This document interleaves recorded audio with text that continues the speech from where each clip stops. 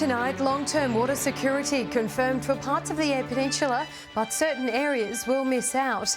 And dozens of anglers hand in their licences as part of a major shake-up in the sector.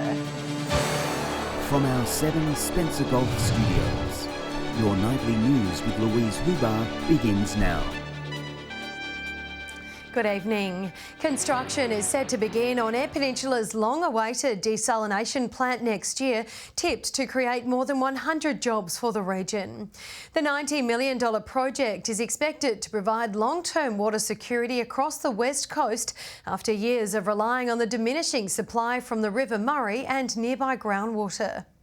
Water security on the horizon for Eyre Peninsula. The rugged coastline set to make the perfect backdrop for the government's new project, a $90 million desalination plant expected to break ground on the outskirts of Port Lincoln in the coming months. This desalination plant will be the biggest economic activity undertaken on the Eyre Peninsula by the government for many generations. The long-awaited project has been in the pipeline for nearly 2 decades. With no immediate rain on the horizon and the current supply of water from the Murray River and ground supply drying up, one thing is crystal clear. We need to create water security. The facility is set to pump 4 gigalitres of water each year, with the ability for potential expansion. In essence, about 50% of our current usage will be supplemented by the desal plant. The water supply is set to be piped in beneath the waves at Sleaford Bay, salty water transformed into drinking water.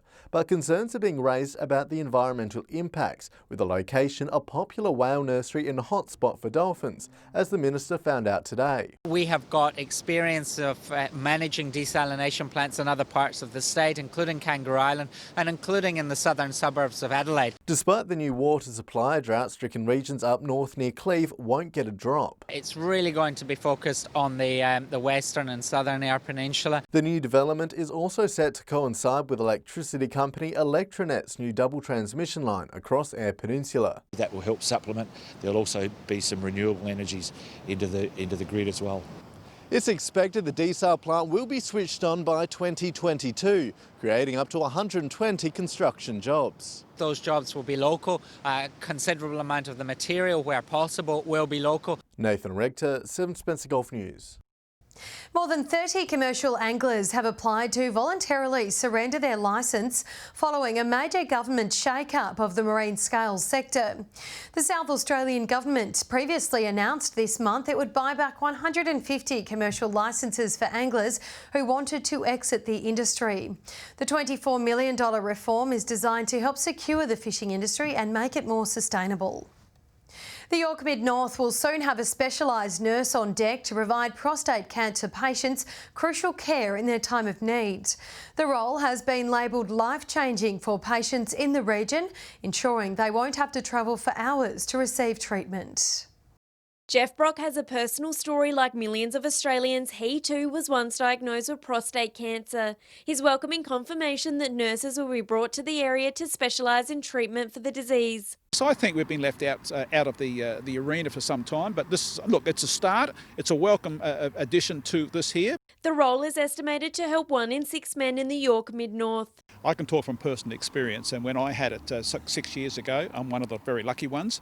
Frustrating that period of time. We had specialists coming up from Adelaide, but I had nowhere to go. So this position will enable them to have a person that they can refer back to who can support them during their prostate cancer journey. The role will cut travel time for many and help reduce extra unnecessary stress during an already tough time. The stress of having to leave your family and go down to Adelaide, see a specialist down there, see somebody down there. If you can do it in your own community or close area to your home and take your family with you, I think that'll be a lot easier. Local doctors breathing a sigh of relief with the position expected to be filled next year.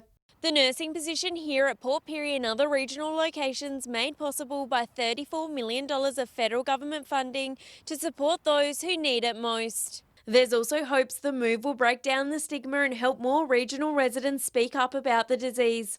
We're all going to come into contact with that sometime or other, and we need to be very mindful about that. We need to be able to talk about it. Shari Hams, 7 Spencer Golf News. Still to come tonight, a precious pug embarks on a dangerous adventure lasting almost a fortnight.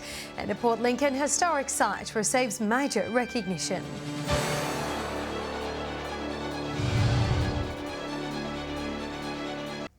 Welcome back.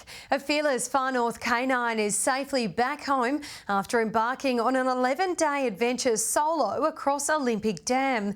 Shada the pug escaped her Andamuka home one dark night, leaving her distraught owners fearing for the worst. It's all smiles for this cheeky pug who's finally safe and sound at home after escaping from her Andamuka property a fortnight ago. After being so long, yes, I was starting to lose hope, actually. The whole town pitched in on the search efforts, frantically trying to locate the 6-year-old adventurer.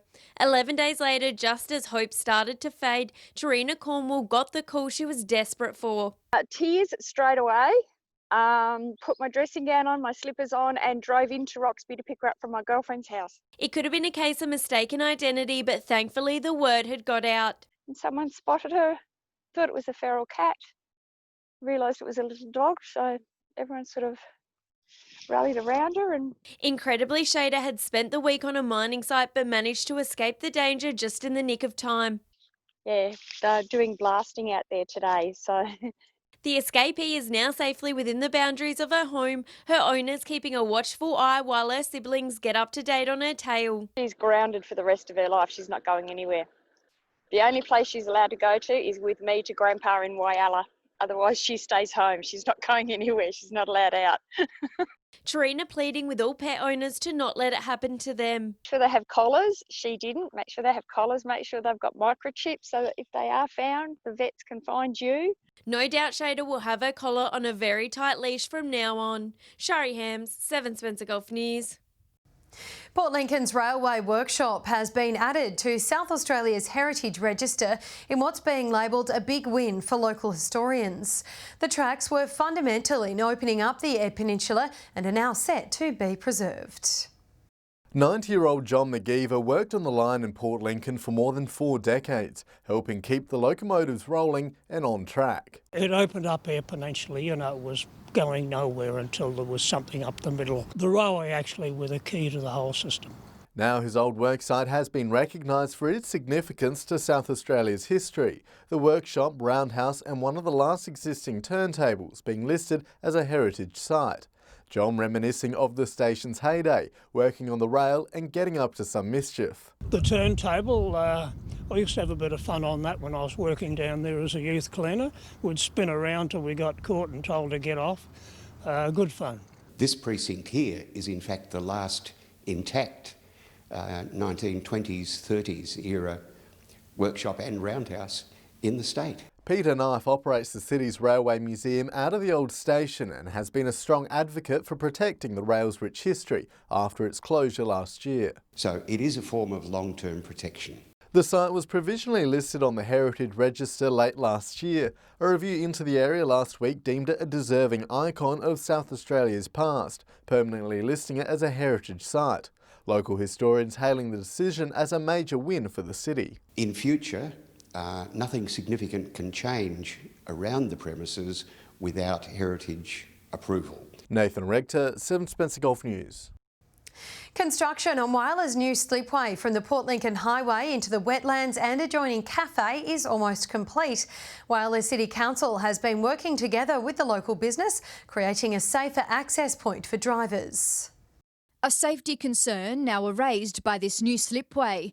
Whyala City Council adding in the new entry point as part of a $150,000 project to help avoid major crashes on the road. We've noticed safety concerns with people getting off the road and into this car park, so that prompted us to look at a design to get people safely off the road and into the car park. This popular cafe and wetlands area has seen a substantial increase of traffic flow down the Port Lincoln Highway. The new slipway helping westbound traffic travelling 80 kilometres per hour slowly ease around the corner. So we had Ramaldi Constructions help us out with the construction of the slip lane. The slipway's great. The slipway's something that we've been looking forward to getting for a while. Something Tasty's co-owner Samantha happy to see the new bitumen in the car park. park, following concerns around some of their visitors. We had a lot of elderly people coming with walking frames and that kind of thing. Having the gravel car park was obviously a bit dangerous for them as well, so it was great council come and helped out. The cafe can have 20 people inside and also offers takeaway, meaning there's consistent foot traffic. Now, thanks to these upgrades, tourists have more of an incentive to come and visit what's on offer. Easy access for them to get in, stretch their legs and have a walk around our beautiful wetlands as well. Council also adding new curbing along the medium strip, closing off the bicycle access lanes into the car park for safety. This was a DIPTI requirement as those bicycle access points were not meeting the current DIPTI standards. Line marking, new bollards and mulching is still to come here, adding the final touches to this improved roadway. It's fantastic. I mean, I've got nothing but praise for council at the moment. They've done a really good job. Sophia Contagonis, 7 Spencer Gulf News. Stay with us after the break. The Jube Oval faces a major setback thanks to the pandemic, and the cuttlefish mascot officially receives its name.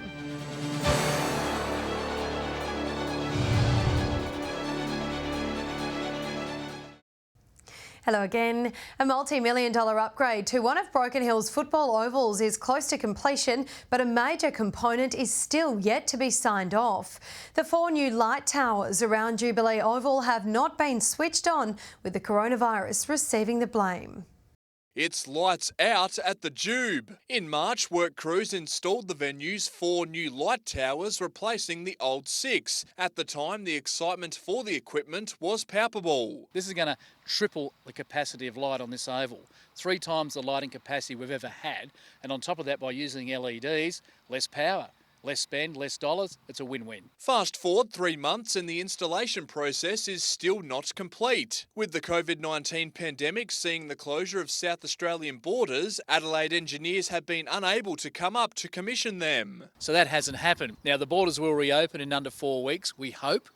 If that's the case, we'll be able to get the engineers up from Adelaide and get these lights commissioned because we will need them at some stage. AFL Broken Hill trying to see the glass as half full. A cancelled local footy season means the pressure is now off to get the lights on fast. An occupancy certificate from council is needed before the league can use the oval. The lights are on the checklist. Down from the towers and the rest of the $3 million upgrade is complete. Volunteer workers now doing touch-ups in anticipation of footy returning sometime soon. All the main contractors have finished. The roof was finished about a week and a half ago, and now it's just us volunteers. We're just going around cleaning up, touching up paint work. The new female change rooms are among the facilities getting a touch-up. The league is hoping for a round-robin footy competition to be played in September. Then players can finally see all the work that's been done and play under the big lights. Patrick Reinke, 7 Spencer Gulf News. 2 lucky Spencer Gulf residents have been awarded a special prize for choosing the successful name for Whyala's new cuttlefish mascot. The name Spencer was chosen for the giant cephalopod featuring in all the events this year's Cuttlefest has to offer.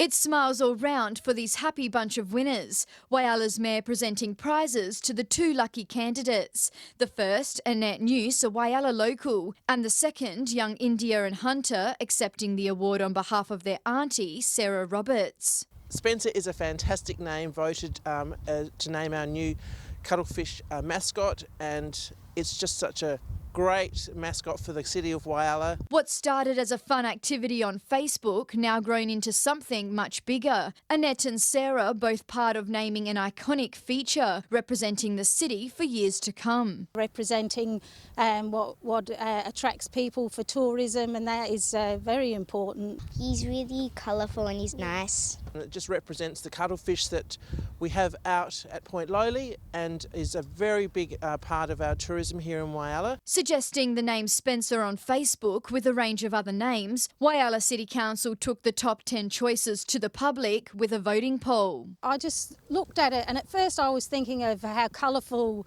the cuttlefish was, and then I thought, oh, where do they live? And I remembered that they come from the Spencer Gulf. We love Spencer! Days later, Annette received an unexpected but very welcomed phone call. I was very excited and felt very privileged to be part of naming a Whyala mascot. Sarah also happy to hear the phone ring. She was really excited. Spencer will be travelling around the city, making an appearance at this year's Cuttlefest events. The program now available on Council's website. It's really important for everyone to know that the 2020 Cuttlefest program is COVID safe. That means each activity, such as the snorkel and dive at Point Lowly, ISO Light Festival running in the school holidays, the virtual Cuttlefish tour and citizen science activities all follow strict COVID-19 restrictions. Sophia Contagonis, 7 Spencer Gulf News. Stay with us after the break. We'll have the weather with Britt.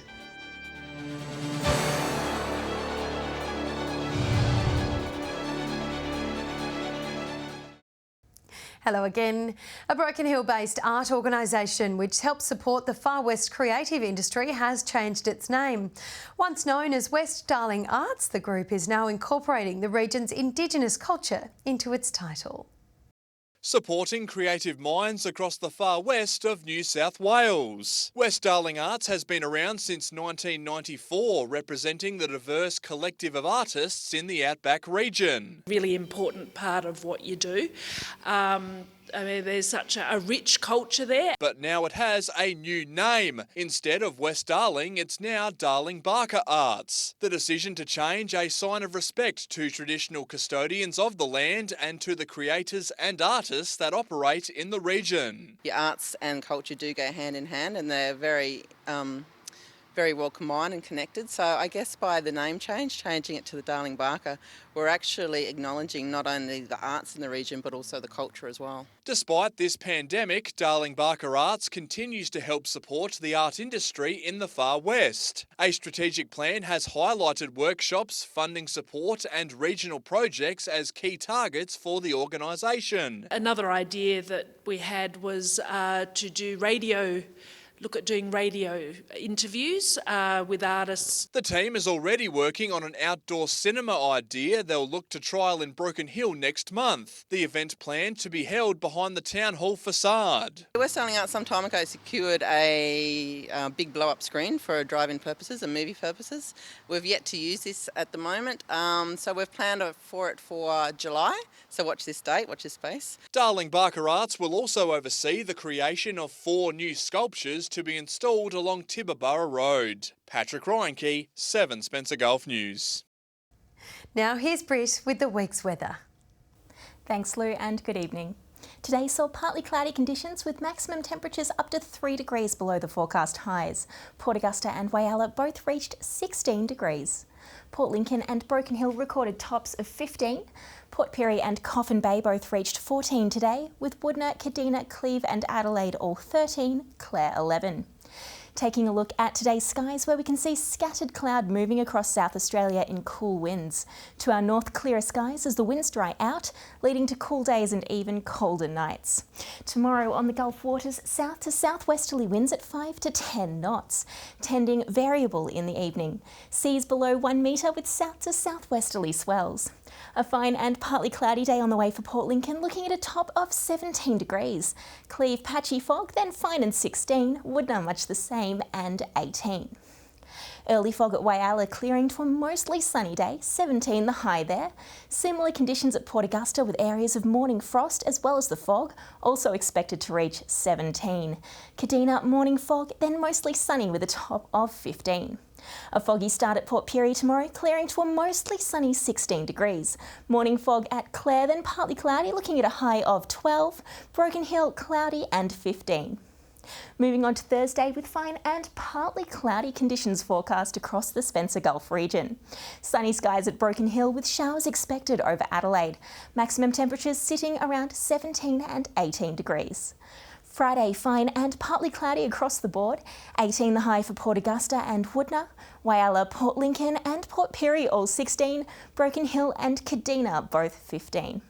Finally to Saturday, and it's looking like a fine start to the weekend. An expected top of 19 at Woodner, 18 at Port Augusta and Whyalla, Port Pirie and Port Lincoln both 17, Kadina 16, Broken Hill a little cooler with a high of just 13. And Louise, despite the cloudy conditions, it's good to see we're keeping things bright here in the studio. Isn't that lovely? Thank you for that, Britt. And that's your local news for this Tuesday evening. Thank you, as always, for joining us. We'll have updates later. Until then, have a lovely and safe evening. Good night.